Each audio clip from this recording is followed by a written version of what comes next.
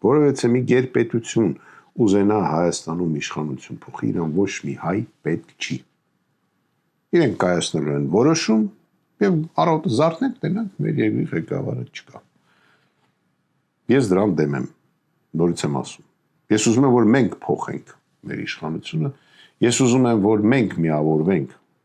այդ գաղափարի շուրջ, ու մեր հիմնական գաղափարը մեր երկրի միջազգային հեղինակությունը